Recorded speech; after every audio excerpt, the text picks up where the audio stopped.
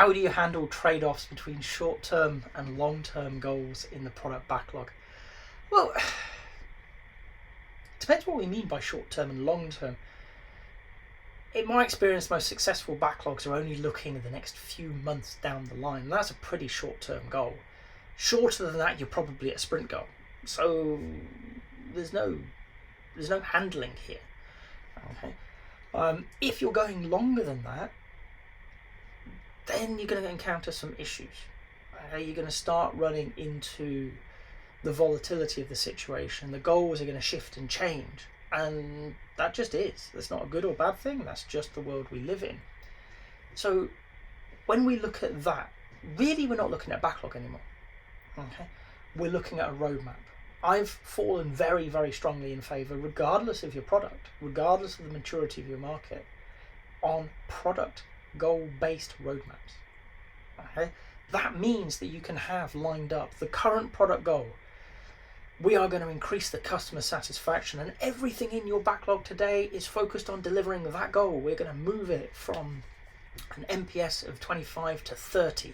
Amazing. We think this stuff will move us in the right direction. And we're going to keep working on it while it's a valid goal, while it's the most important thing to be working on. To one side of that, we've got the next goal. And as we get closer to that NPS target that we set ourselves, we're going to start breaking that goal down into the product backlog. It's going to become actual things that we can experiment, research, build. Right? And then behind that are lined up all the other goals that are important to our product. It might be getting new data on board, or new users on board, or monetizing the situation, or increasing particular capability for a certain client. Whatever is important to your product, they're all stacked up.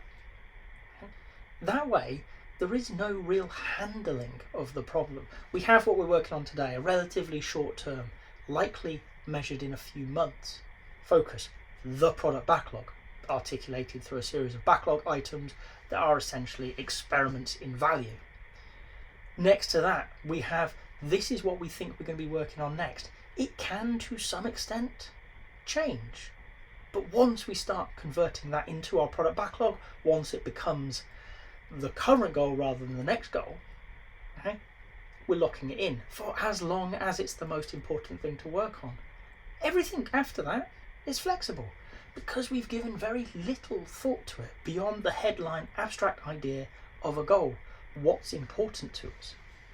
What we've done through this method of road mapping is really bring back that flexibility and reducing the waste that lots of roadmap conversations contain. If you know that your third goal in line is to increase the number of users on your website, and there's a leadership steer to say, actually, we don't need more users, we need better profitability per user. Okay, it's a line in a spreadsheet. It's a ticket in a system. Gone. New one in. There you go. Do you still want more users? Yeah, probably, but not then. We'll have it, number 5 in line. Okay, moves to number 5. That's it. Because you're dealing with the abstract. How are you going to deliver it? No idea. We haven't got close enough to even consider that. Right? But we know that why is important.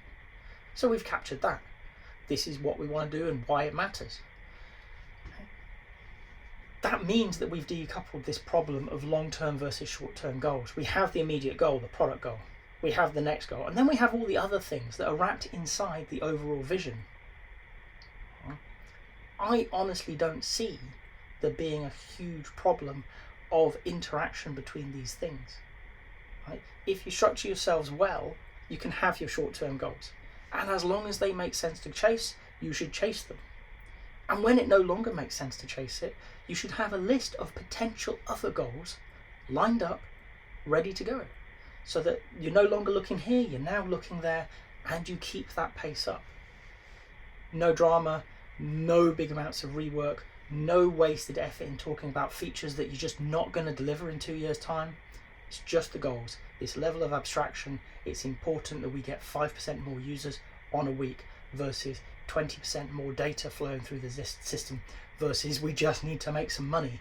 Whatever it is, the goal-based approach really enables that flexibility, that agility. If you've got to this point in the video, I hope you've enjoyed it. If so, a like would be appreciated. If you want to hear more from me, more answers to questions that maybe you've got in the Agile world, please subscribe to the channel. And if you've got a question that you really want answered, drop it in the comments. I promise we'll get around to it. Thank you.